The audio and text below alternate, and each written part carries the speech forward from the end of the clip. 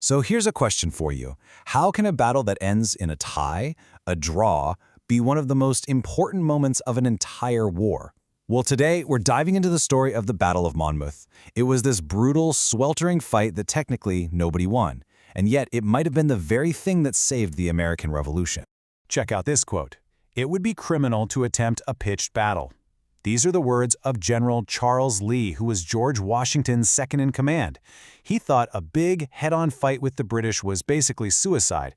And you know what? Given the state of the Continental Army at the time, he probably wasn't wrong. I mean, let's be real. The army was completely exhausted, they were barely supplied, and Washington himself was facing some serious heat politically. The whole American cause was just hanging by a thread.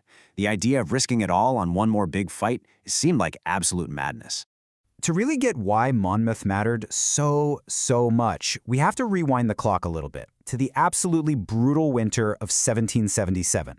The Continental Army was, well, it was not in a good place. The year before had just been a total disaster. You have two huge defeats at Brandywine and Germantown, you lose the nation's capital, Philadelphia, to the British, and you end up with a completely demoralized army just limping into its winter camp at Valley Forge. It was just one crushing blow after another. And the thing is, the attacks weren't just coming from redcoats. Washington was also fighting a political war. He was battling threats coming from inside his own ranks, just trying to keep his job. And this whole movement actually got a name, the Conway Cabal. It was a pretty powerful group of officers and politicians who wanted to fire Washington and replace him with General Horatio Gates, who just scored that big win up at Saratoga. The pressure on Washington was absolutely immense. But then came Valley Forge. And yeah, while it was a time of unbelievable hardship, it was also the place where the Continental Army was literally reborn from the ground up. Now, this is what's so fascinating.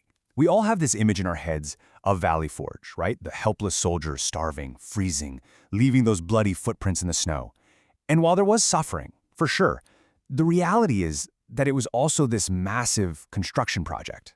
It was a purpose-built city of 2,000 log cabins where these soldiers weren't just surviving, they were training, rebuilding, and turning into a professional fighting force. And the guy who was the architect of this incredible transformation, one of the most important figures of the war that you might not even have heard of, Baron von Steuben. This guy was a total genius. He came in and created a single, unified training manual for the whole army, which they'd never had before. And he didn't just stand on a platform and shout orders. No, he got his hands dirty. He personally trained a model company of 100 guys who then spread out and trained everybody else. But here's the crucial part. He figured out that to lead Americans, you couldn't just tell them what to do. You had to explain why. It was absolutely revolutionary. And then, as if on cue, the ultimate game changer arrives. News comes from Europe that France is officially entering the war as an American ally. Boom! Just like that, the entire strategic landscape of the war had shifted. So now, with a newly trained army and a powerful new friend, Washington was finally ready to take the fight to the British. Which brings us to June 1778, and the ultimate test for this new American army. It's a trial by fire called the Battle of Monmouth. So, the British are getting nervous about that new French Navy. They decide to abandon Philadelphia and march their whole army back to New York. Washington sees this as his golden opportunity. He sends a huge force under General Lee, the guy who didn't want to fight, remember, to hit the British rearguard while they're on the move. And everything just goes completely wrong. Lee's attack is confused, it's disorganized. The British rearguard, which is full of elite troops, they just turn around, counterattack, and the American front line, it just breaks. It turns into a total, chaotic retreat. This is the moment. Washington rides to the front, and he sees his army streaming backwards, running away. He finds a totally bewildered General Lee and, according to legend, just unleashes on him with these furious words. It was the absolute low point of the day, and maybe one of the most dramatic moments of Washington's entire career. So Washington himself takes command right there on the field. And this right here is where all that training from Valley Forge pays off. These soldiers who just months ago would have panicked and run for the hills, they responded. They rallied, they formed a defensive line, and in the blistering 100-degree heat, they stood their ground against some of the best professional soldiers in the world. By the end of the day, both sides were just completely exhausted. The British slipped away in the middle of the night, so tactically the battle was a draw, But the real victory, the one that mattered, wasn't won on that patch of land. I mean, if you just look at the numbers, they're almost identical for both sides. And get this, the British reported that 59 of their men died just from heat stroke and exhaustion.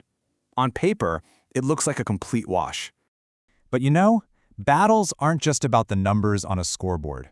The real story of Monmouth, the true victory, is all about what happened after the shooting stopped.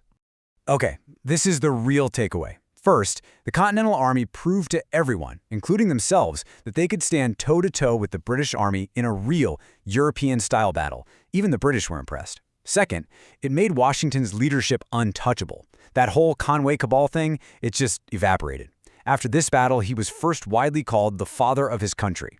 And finally, General Lee got court-martialed, which conveniently removed Washington's biggest rival from the picture. It wasn't just a military win, it was a political masterpiece. So Monmouth really leaves us with this incredible question. It was a battle where no territory was gained and no army was actually destroyed. And yet, it completely transformed an army, it secured its commander for good, and it solidified the entire revolutionary cause. It just goes to show that sometimes the most important victories aren't about taking a hill. They're about winning the confidence of your soldiers, the authority of a leader, and the belief of a powerful ally watching from across the ocean.